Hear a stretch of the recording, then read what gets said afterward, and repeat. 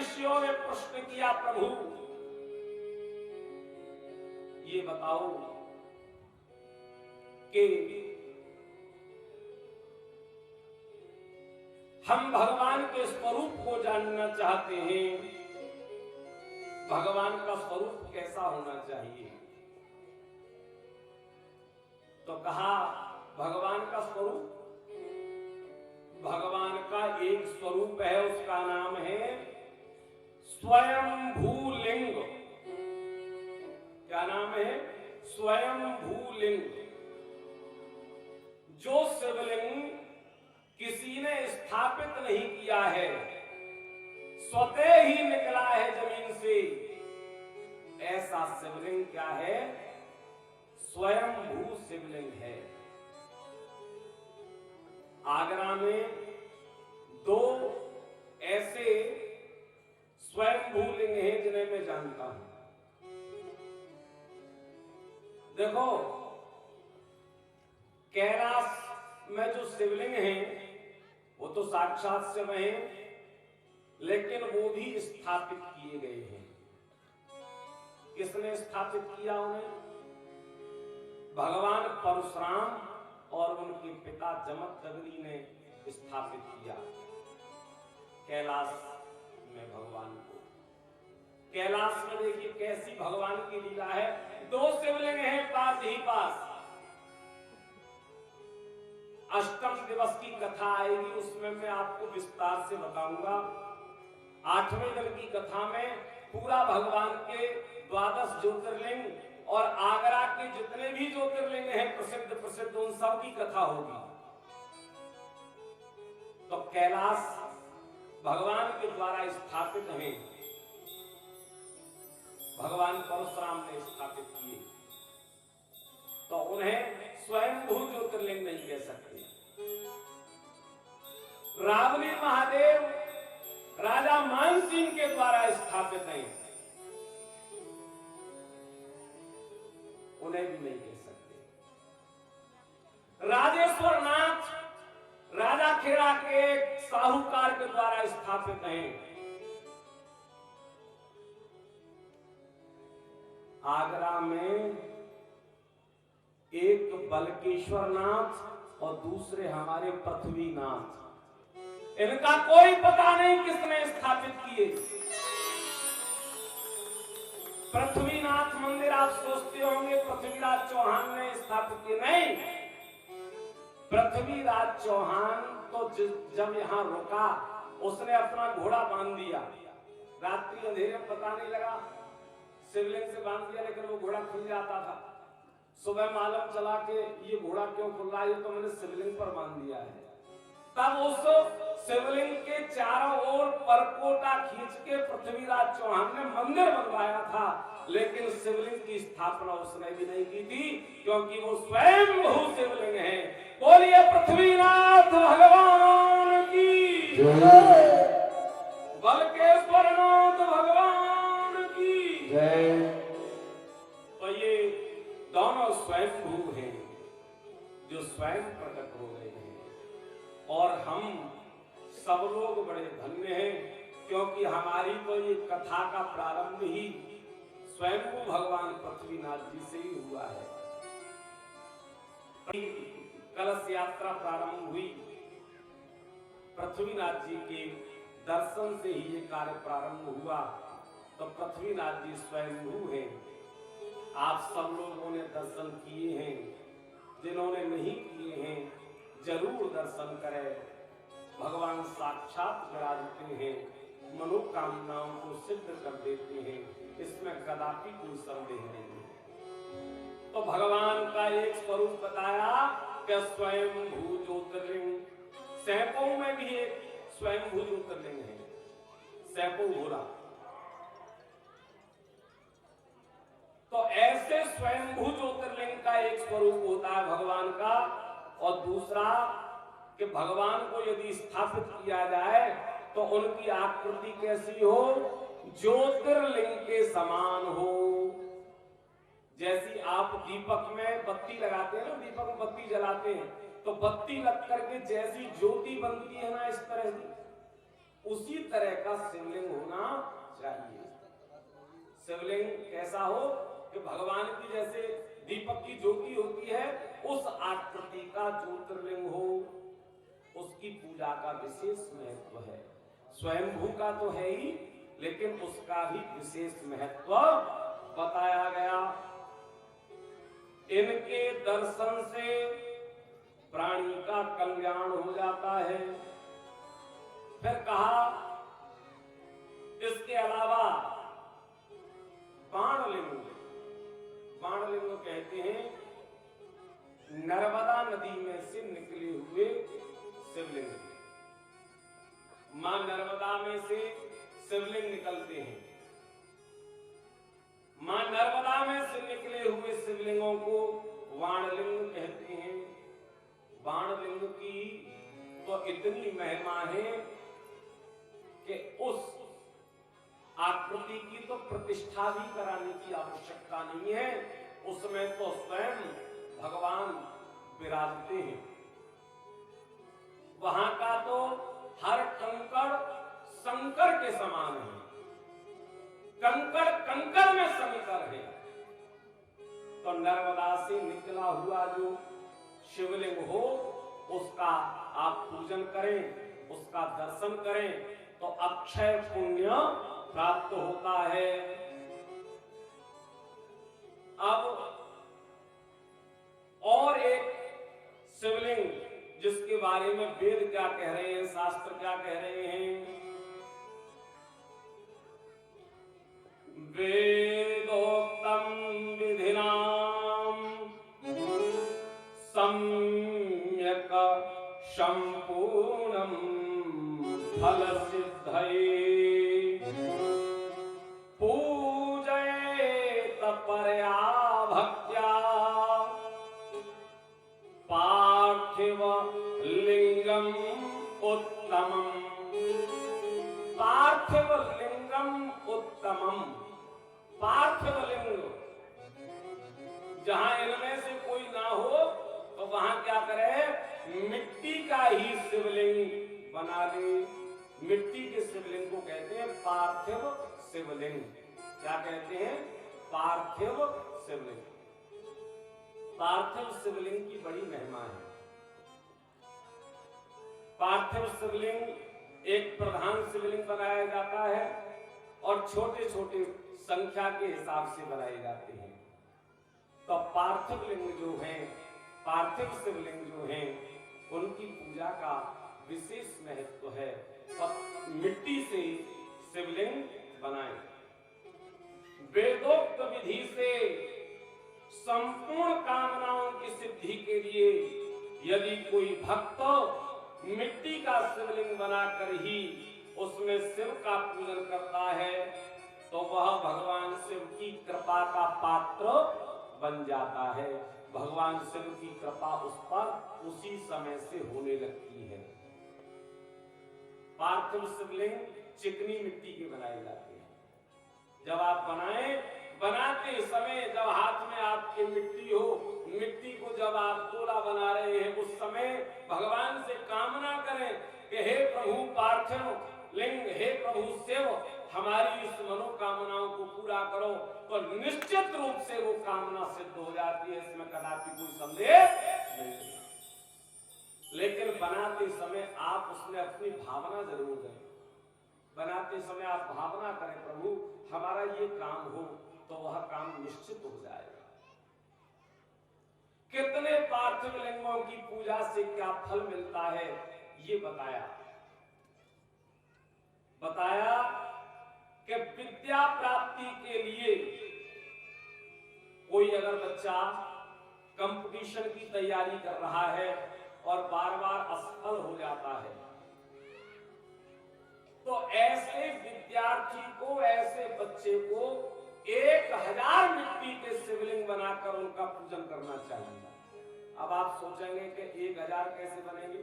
अरे रोज 1000 नहीं बनाने, एक संख्या बना ले कि 11 शिवलिंग रोज बनाकर उनकी पूजा करूंगा और फिर अपनी पढ़ाई करूंगा। तो मैं जैसा हमारे शास्त्र कह रहे हैं उसके आधार पर कह रहा हूं निश्चित रूप से कठिन परीक्षा में उत्तीर्ण होना उसका तय है, ऐसा शिव पुराण में वर्णन है। तो जो बच्चे कंपटीशन की तैयारी कर रहे हैं, जो बच्चे कोई विशेष विद्या पाना चाहते हैं, उन्हें 1000 शिवलिंग बनाकर उनका पूजन 1 वर्ष पर्यंत में कर लेना चाहिए, तो निश्चित रूप से उनकी साधना सफल हो जाती है। इसके बाद कहा धन की कामना।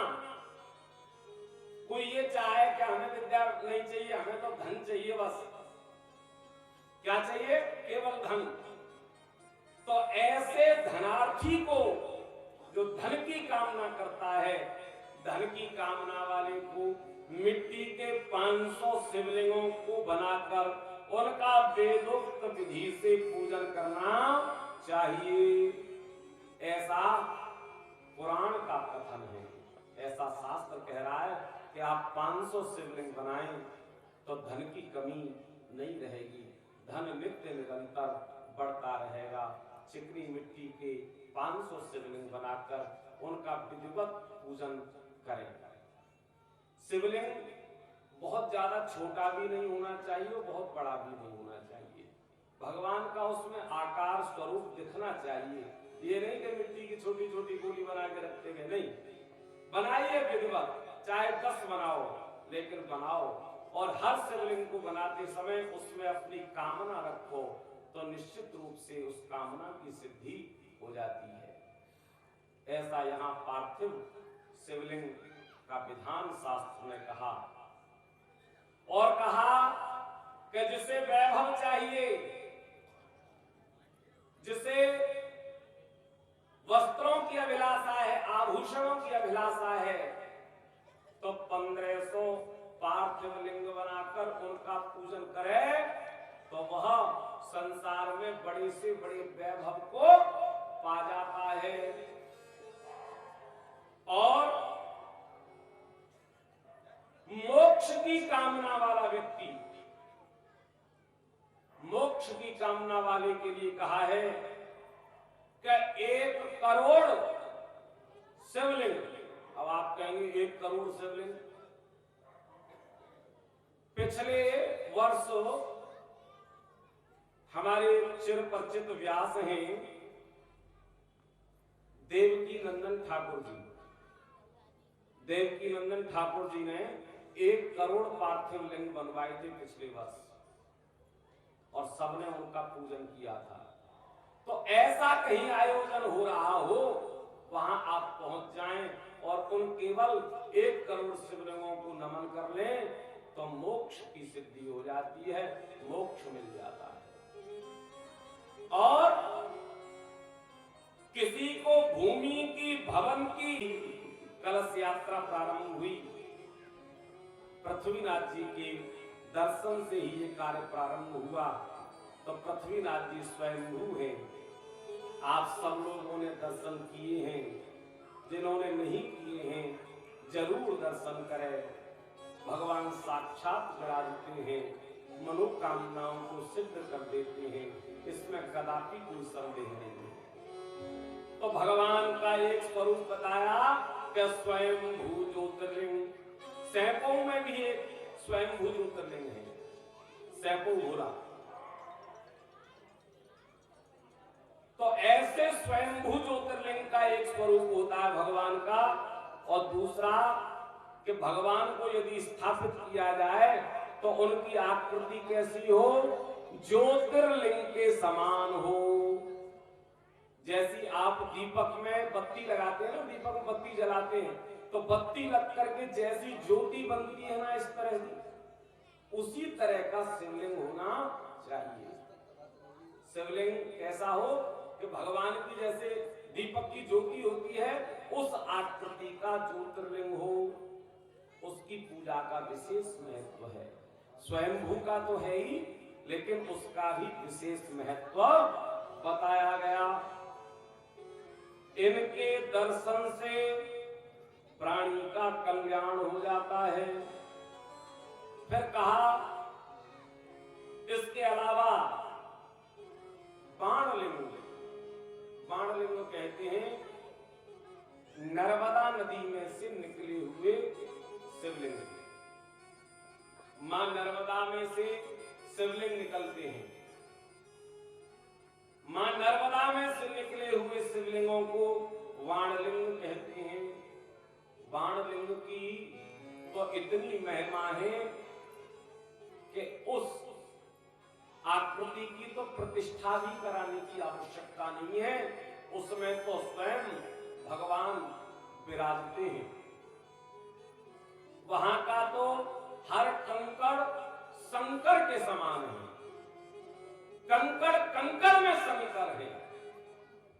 तो नर्मदा से निकला हुआ जो शिवलिंग हो उसका आप पूजन करें, उसका दर्शन करें तो अक्षय पुण्य प्राप्त होता है। अब और एक शिवलिंग जिसके बारे में वेद क्या कह रहे हैं, शास्त्र क्या कह रहे हैं। वेदोक्तम विधिनाम सम्यक संपूर्णम फल सिद्धये पूजयेत परया भक्त्या पार्थिव लिंगम उत्तमम। पार्थिव लिंगम उत्तमम। पार्थिव लिंग जहां इनमें से कोई ना हो तो वहां क्या करे, मिट्टी का ही शिवलिंग बना ले। मिट्टी के शिवलिंग को कहते हैं पार्थिव शिवलिंग। क्या कहते हैं, पार्थिव शिवलिंग। पार्थिव शिवलिंग की बड़ी महिमा है। पार्थिव शिवलिंग एक प्रधान शिवलिंग बनाया जाता है और छोटे छोटे संख्या के हिसाब से बनाए जाते हैं। तो पार्थिव लिंग जो हैं, पार्थिव शिवलिंग जो हैं, उनकी पूजा का विशेष महत्व है। और मिट्टी से शिवलिंग बनाए। वेदोक्त विधि से संपूर्ण कामनाओं की सिद्धि के लिए यदि कोई भक्त मिट्टी का शिवलिंग बनाकर ही उसमें शिव का पूजन करता है तो वह भगवान शिव की कृपा का पात्र बन जाता है। भगवान शिव की कृपा उस पर उसी समय से होने लगती है। पार्थिव शिवलिंग चिकनी मिट्टी के बनाए जाते हैं। जब आप बनाते समय जब हाथ में आपके मिट्टी हो, मिट्टी को जब आप गोला बना रहे हैं उस समय भगवान से कामना करें कि हे प्रभु पार्थिव लिंग, हे प्रभु शिव, हमारी इस मनोकामनाओं को पूरा करो, तो निश्चित रूप से वो कामना सिद्ध हो जाती है। इसमें कदापि कोई संदेह नहीं। लेकिन बनाते समय आप उसमें अपनी भावना जरूर दें। बनाते समय आप भावना करें प्रभु हमारा ये काम हो, तो वह काम निश्चित हो जाएगा। कितने पार्थिव लिंगों की पूजा से क्या फल मिलता है ये बताया कि विद्या प्राप्ति के लिए कोई अगर बच्चा कंपटीशन की तैयारी कर रहा है और बार बार असफल हो जाता है तो ऐसे विद्यार्थी को, ऐसे बच्चे को 1000 मिट्टी के शिवलिंग बनाकर उनका पूजन करना चाहिए। अब आप सोचेंगे कि 1000 कैसे बनेंगे? अरे रोज 1000 नहीं बनाने, एक संख्या बना ले कि 11 शिवलिंग रोज बनाकर उनकी पूजा करूंगा और फिर अपनी पढ़ाई करूंगा।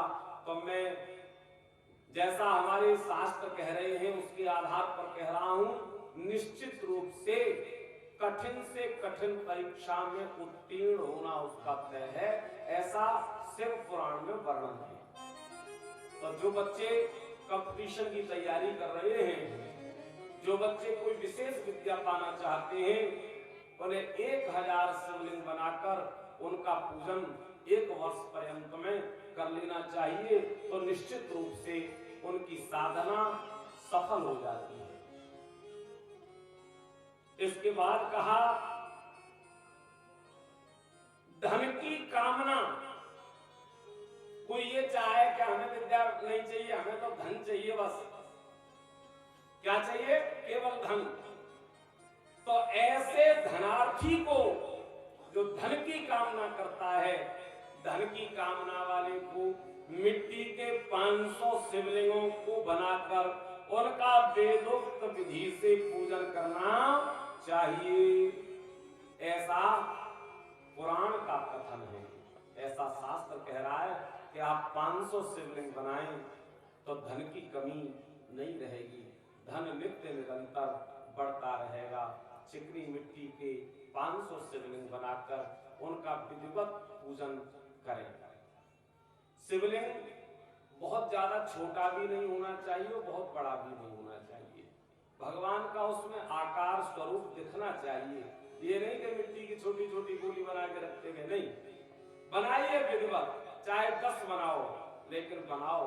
और हर शिवलिंग को बनाते समय उसमें अपनी कामना रखो, तो निश्चित रूप से उस कामना की सिद्धि हो जाती है। ऐसा यहाँ पार्थिव शिवलिंग का विधान शास्त्र ने कहा। और कहा कि जिसे वैभव चाहिए, जिसे वस्त्रों की अभिलाषा है, आभूषणों की अभिलाषा है, तो 1500 पार्थिव लिंग बनाकर उनका पूजन करे, तो वह संसार में बड़े से बड़े वैभव को पा जाता है। और मोक्ष की कामना वाला व्यक्ति, मोक्ष की कामना वाले के लिए कहा है कि 1 करोड़ शिवलिंग। अब आप कहेंगे 1 करोड़ शिवलिंग, पिछले वर्ष हमारे चिर परिचित व्यास हैं देवकी नंदन ठाकुर जी। देवकी नंदन ठाकुर जी ने 1 करोड़ पार्थिव लिंग बनवाए थे पिछले वर्ष, और सबने उनका पूजन किया था।